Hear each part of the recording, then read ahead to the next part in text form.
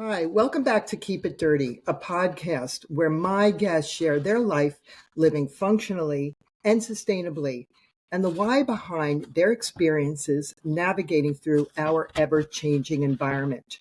I am your host, Leslie Dowling. I'm a corporate speaker sharing how one can jumpstart your path to increased revenue and productivity through restorative health techniques. And today, it is my pleasure to introduce my guest, Melissa Kent. Melissa is CEO and founder of Melissa the Advocate. She is also an educational consultant Mhm. and podcaster. So thanks for joining us today. How are you doing, Melissa? I'm doing great. Thank you so much for having me, Leslie. It's always a pleasure. Thank you. And maybe you could share with our viewers and listeners a little bit about what you do and what kind of got you into the path of helping others and especially children. Sure, that's a great question. So, I'm a former public school teacher. I've taught for over 10 years. And then during the pandemic, I was teaching and I just saw like so many problems, like between school and parents and students and teacher. So, after that year, I left and I opened up my own tutoring advocacy private practice where I help students kindergarten through 12th with all subjects. I've always had a passion for kids because I really do believe that they are the future. We need to invest in them now. If we don't invest in them now, we're going to be paying for it later. So you might as well like build the strong foundational skills while they're young. And I have an office location in Clearwater, and I also service students via Zoom. So I have several options to service. I offer flexibility with evening and weekend appointments. So, yep, that's kind of my why. Yeah. Um, and just seeing like the light bulb go off in kids, when you're teaching a simple concept and then they get the aha moment that just like makes it all worth it, all the hard work. I just love that's what I love. It's almost like addicting to me to see that I got it, like um Yeah. but yeah, And I what truly about love what I do. Yeah. What about like so how did your podcast come to fruition? Was that kind of like your way of getting your voice out even further and really creating more awareness in this world that we're in today? Of course. Definitely wanted to reach more people. There's so many parents and students and teachers who are like suffering, and it's unnecessary sometimes. So I just wanted to reach people and help people, let them know that they're not alone, and like um there are solutions to the problems that they're going to. You know, every situation might be different, but every problem has an answer, and we can figure it out. And there's no need to like stress or cry over homework till midnight. Like, just leave it to me. I'll help. But that was the main reason why, just to get more of a reach to help more people. And how do you see, as our world has changed virtually? For example, my kids have a 5 year span from the baby, so it's 17, 22, 24. And they were amazed. My middle son was helping my younger one now that he's doing the SATs and ACTs, getting ready, for college. He is a junior this year in high school. He said, "What do you mean SATs? You're not. You don't have a pencil and you're not literally writing. Everything is online now, and even books." Which I wanted to get your take on it because I think the beauty of just going to the library, choosing a book, feeling the texture of the page, and a lot of kids will never experience that. So, what are your thoughts about the transitioning to everything virtually now, and how the kids are, I guess, acclimating to that? That's a good question. And I really do believe there's pros and cons to both ways. We're definitely in a digital age, and that's definitely the direction that the world is going. So the pros are, like we can reach more people. Um, if a book is online, more people can access it. But I'm kind of old fashioned like you. I like to hold the book, like the tangible feeling of it, like highlighting words in it. As a teacher, I love doing read alouds with the books and like pointing to the words and asking questions about the pictures. Just love it. Um, but yeah, it is changing. Everything is like digital. But that's okay. Like kids can still go to the libraries and pick out books, still get library cards. The libraries are still doing like the incentives, like read books and here's a prize. And they do like seasonal things for the kids, which I love. And I encourage my clients to visit the libraries because it's a free resource. There's computers there, there's internet, and most likely you'll find some class that's free. You know, it's just a good way to connect with the community.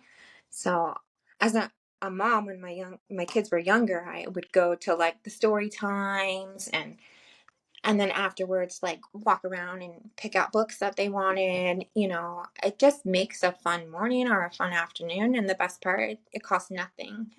So I do encourage library visits, and I'm glad you asked that because there are like pros and cons to both, and I think getting a mixture of both digital and hardcover and um both ways are great, but they both have their pros and cons. Yeah, absolutely. I just know that when I went to go visit my middle son at Wake Forest University this past year, we were walking through, he was showing me different areas, and we got to the library. And I mean, just beautiful library, floors of books, Hmm. but it was like a ghost town. And I thought to myself as a visionary, like, I wonder in another 25, 30 years, will they have something like a virtual where you open a book and you could just be involved in whatever's going on in history, sort of like I'm a Trekkie fan, so I think of Star Trek. But this is the way our world is going. But I love to hear that you could still go into a library. When my boys were little, that was our go-to every Hmm. week. And some of the moms would get involved. We would read a book. And I think just the visuals of touching and actually just being able to hold the book is something important. And yet we do have to get on board virtually because this is our ever-changing world. Um, Hmm. and I noticed so there are restrictions with bringing your phones into class. What are the protocols for, like, what grades do you teach, and how do you navigate through the cell phone usage in school? So I teach grades kindergarten through 12th, and I actually have a no cell phone policy while they are in tutoring. um, I let the parents know that, they can take their phone while they're here. And if there's an emergency, I can call them. But I do like to have like a distraction free zone because if they have the phone, then they're distracted by it and then they're not focusing on their work. So, yeah, that is probably what sets me apart from other tutors is that, sorry, kids, you're not on your phone while you're with me,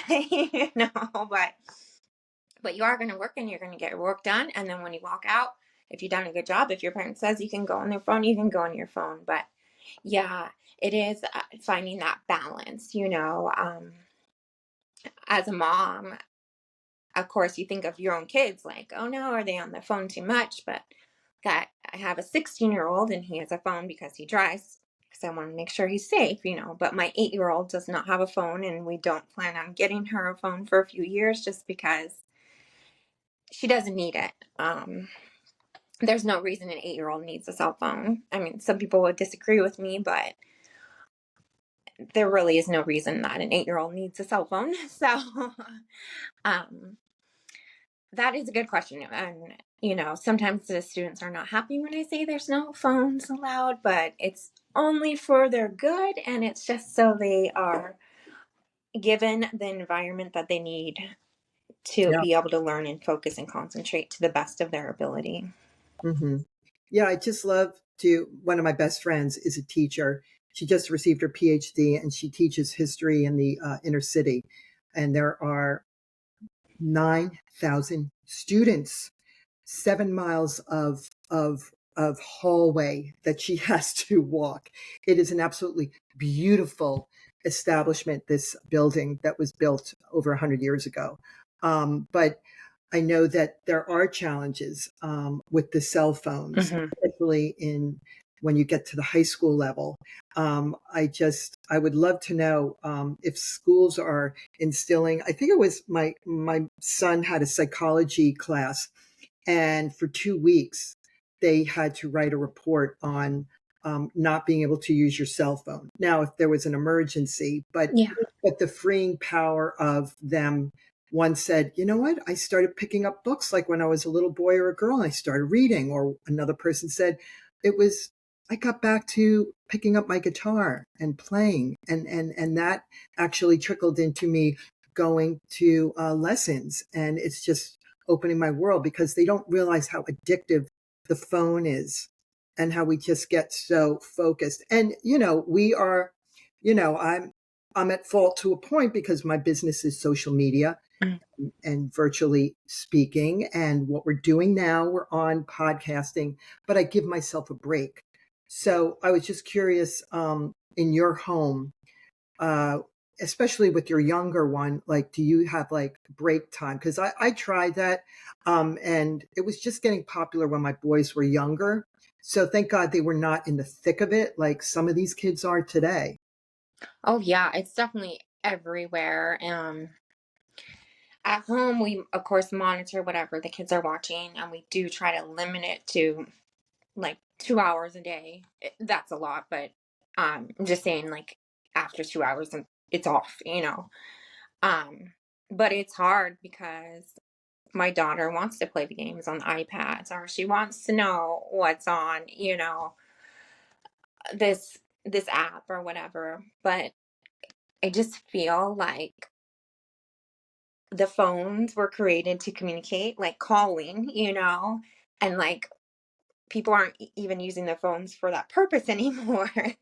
And to be honest with you, yeah, sometimes like I'm on social media too, and I'm doing stuff. There's everything in the phone. Now it's just one device is, you know, before you needed a computer, you need an iPad, and now you just need a phone and you have everything.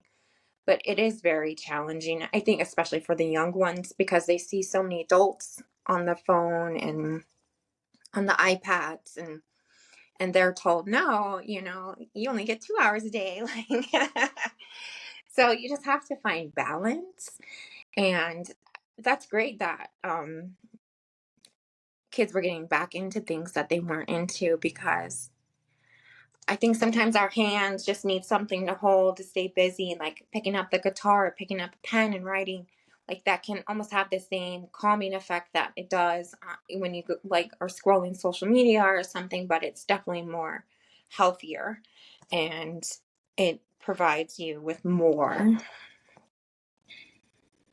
I love this conversation because as I am with in think tanks with my fellow practitioners, a lot of us kind of really focus on trying to educate teachers and administrative of Bluetooth and all the equipment, the routers that are in kids or even adults' bedrooms. And I'm such a strong advocate to unplug this Hmm. because some people and children are very sensitive to the electromagnetic fields. Oh yeah. Yeah, which studies show actually has an effect on us on a cellular level, which is mind-boggling. So, the Bluetooth. I mean, oh, isn't that cool? They could just plug in their ears and just listen, or even the phones that are being worn to just see, your health and just monitor your sleep, which is awesome. But we're just being radiated every day, and the body was just not meant to have all of this radiating us. And so I don't. My question is, as a teacher, is this something that teachers are aware of? Or, I mean, there's just so many roles that you can play. Obviously, the education part is very important. I do believe most teachers and educators are aware. It's just very hard to balance it. Um, when I tutor one on one, it's just no phones, and the parents are okay with it, so it's fine. But at school, it's a different setting. There's a lot more students, there's a lot more people, so it's a lot more challenging to monitor it. And I hate to use the word control, but like, it's almost like the kids like need their phone, like almost like fiending for the phone, which in a way is like scary, like they don't want to let it go. Um, so yeah, I do think it's a topic that more schools should be aware about, just because you're right, there are so many negative side effects to being plugged in all day long. Like, that's not how humans were made to be. We're not supposed to be on the screen 8 hours a day. It's just not how humans are made, so definitely bringing more awareness to it, and the negative consequences of it, because who knows, in 15 years we all might have, we don't know, eye problems, finger problems. Like, it's very scary to think about the side effects of the long term. Oh yeah. And not that I want to go down this path, but just to share quickly, because really I want to focus on all the wonderful things you're doing and all the things that you're going to be doing down the road, and how, the gratifying feeling I would think is when parents say, or kids come back and say, thank you, you've touched my life. But the fact that the electromagnetic fields, the Bluetooth, several people I know who, glioblastoma cancer is on the rise, and that is cancer, brain cancer. And studies show the devices, the cellular devices that are near your ears, like if you're a righty or you're left-handed, and they have shown where these cancer cells have kind of masticized. And so it kind of wakes you up to like, wow. But, I'm not here to say, oh, you got to take everything away, because this is our new world and this is how we have to navigate. But just to be more, aware of different ways you can kind of protect the next generation is really important. But let's get back to more about your programs, or are you creating programs? What are you doing? And what is the most gratifying thing about what you do? Like you said, the most gratifying thing is like when a student does come back and they're like, thank you for helping me, or when they come to me and they're really, really struggling, and then after working with them for a few weeks, they feel more confident and it shines through them. I just love that. And um I just I love what I do, and I feel so fortunate to be able to have a business off a passion that I truly love. It's so gratifying, and being able to help kids in school is just super rewarding, and helping kids to learn how to read and write, like, that just makes my heart so full. um I do one-on-one tutoring. I also do group tutoring. So like tests like SAT and PSATs and all that. Usually I'll do like groups on Saturdays if students need help with that. Sometimes they just come in and need like a refresher course, or like a confidence boost, or, some of them need more remedial teaching, and that's okay. I just meet the student where they are and we grow from there. There's so many different ways students learn. So keeping it one-on-one or small group, I'm able to instruct in the way that the students learn best. Some students need to get up and just stand up and do the work, and that's fine. Some students prefer like sitting down, like no noise. Some students want like classical music on or chewing gum while they work. So I just love giving them a space that's comfortable and conducive towards their learning. Uh, I just want to commend you and thank you, because it starts with the teachers and educating and really putting them on the right healthy path. And I didn't realize that you are tutoring SATs, and I guess ACTs. Yeah. I'm going to hit you up later. We're going to talk, because my son is just going through it, and you would be such a wonderful fit for my son David. So I'm so glad you brought that up, because I don't want him to struggle, and I want him to have that confidence.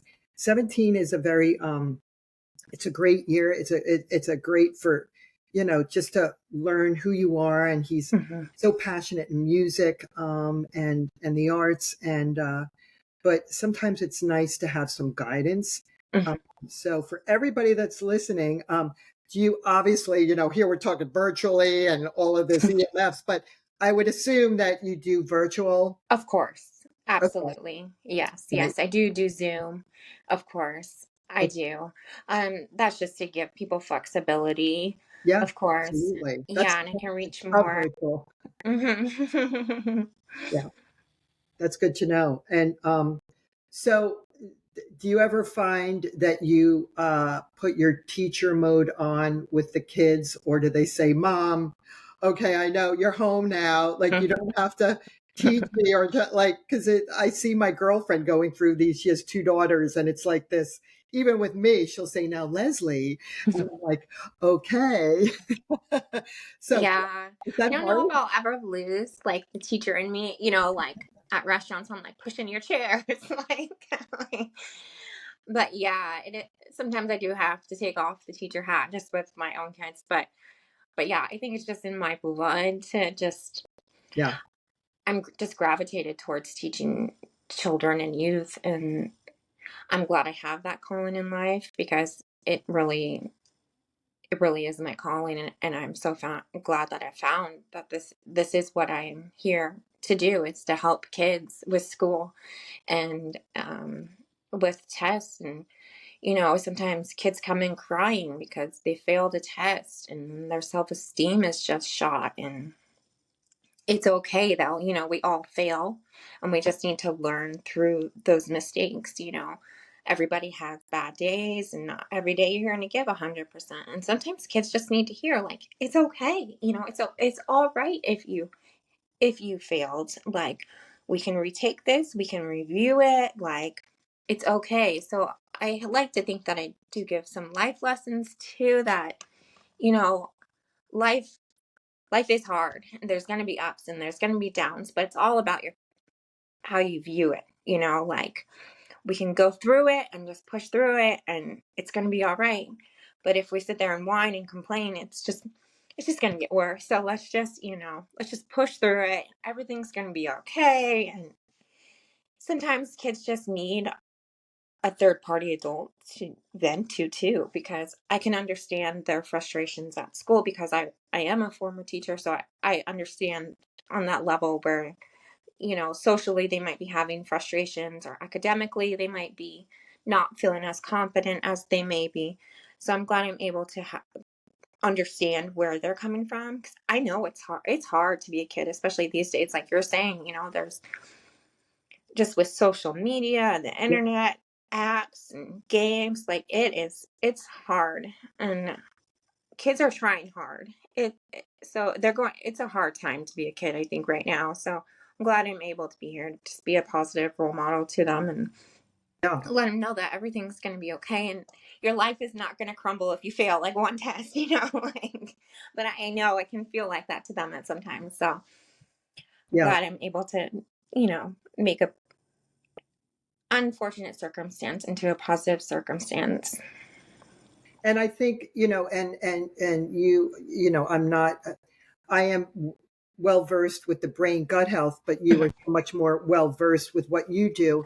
And I didn't even know that for my two of my three sons, they were tested, and and I don't know what the code is, but they have more time to take the tests, Mhm. to manage that. But as my middle son kind of grew and evolved and had tools, people like you to help them, he's thriving and just doing beautifully at the university.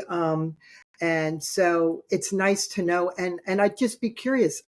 And for everyone out there, if you see that your kids are struggling or their time management skills are just not up to par and they can't finish tests, there are ways that they can be able to test and to get into, I guess, I don't know what you would call it, but this way, every time they take a test, even the SATs, they are allowed a little bit more Hmm. time. So maybe you could share a little bit about that, and then after that, maybe just share with people what's going on for spring, summer, for any Sure. programs.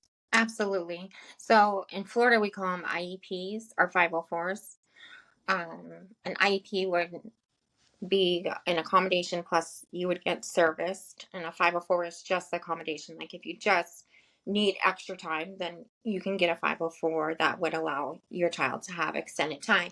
And it can be for a variety of reasons. Maybe they have anxiety, maybe they have ADHD, you know, maybe it's just the word test that triggers them to like be nervous, so giving them that just extra leeway, leveling the playing field for them is great. So thank you for sharing that about your sons. It's good. It's good. It helps. Whatever helps them, that's a tool. It doesn't mean they're going to need it forever. It just is something to help them, and it shouldn't be. Some people are like, oh, I don't want to get the kid help because I don't want my kid to be labeled, but it's not about being labeled or putting a stamp on a kid or anything. It's just about getting the help that they need at that certain time in their life. Life is a long journey, and sometimes we need more help than other times, so it's okay. um but yeah, for the upcoming spring and summer, I will still be doing tutoring. Some people still like to continue tutoring in the summertime just so they don't get that summer slide. And then also I see some homeschoolers that have homeschool during the summer. So I love doing that. And I do that in the office. I also do that virtually too. But but yeah, I don't really have like programs. It's just like sessions and services. It's not happening like package deals or anything, but um That's great. yeah. And how can people reach out to you for your service? Sure. You can follow me on Instagram at Melissa the Advocate. I'm also on Facebook, and they can give me a call at 727-304-1548. I also have a website called theeducationalconsultant.com. I'm always happy to answer any questions if parents have any concerns, or I do provide like 20-minute free consultation calls just to see if, I'm a good fit or if there's just something little they need. I'm always happy to help. Yeah, I love that. That's important, and yeah, those discovery calls are important to see really if there is a fit, because there's a Mhm. lot of people out there, and you just have to fit and Mhm. feel comfortable. And that's interesting. I was just curious. I guess I could Google it, but before we close, how long has this 504 plan? Because that's what my son has, and I think I'm a lot like that. I'm very driven and motivated, but I could be my worst enemy. Mhm. I could overthink things, and then I get myself like I was never a good test taker, which kind of makes sense. But I wish I had that time to decompress and just be like, okay, I'm going to get this done and not have that recording of you have to do the best, you have to do the best. And I was just hardwired having parents that were very driven and motivated. So it kind of makes sense. Has that been around for a while? Because we're in Pennsylvania and we do have the 504 plan. Yeah, I'm not sure exactly when, like what year it started, but they have been around for as long as I've been teaching. Yeah. But yeah, and if parents have concerns and are interested in getting a 504, they would just reach out to the school's guidance counselor Mhm. and address your concerns, and then the school set up a meeting and decide whether or not they need a 504 plan or not. It doesn't take too long, and it's painless, I promise. Yeah. um, and it, like you said, sometimes, just the teacher walking around being like, you have 10 minutes, 10 minutes. Like, just leave me alone. Let me take my test. Like, I'm getting nervous. You just yeah. tapping and for our people that can watch on YouTube, like tapping on your wrist, like Yeah. that brought back memories. I'm like, oh my gosh. And you're just trying to sit there and focus and take your test, like. So, yeah, our kids are definitely living in a different world, but that's okay. We can adapt to it and help Hmm. them out the best that we can and Yeah, support them and give them all the encouragement that they need.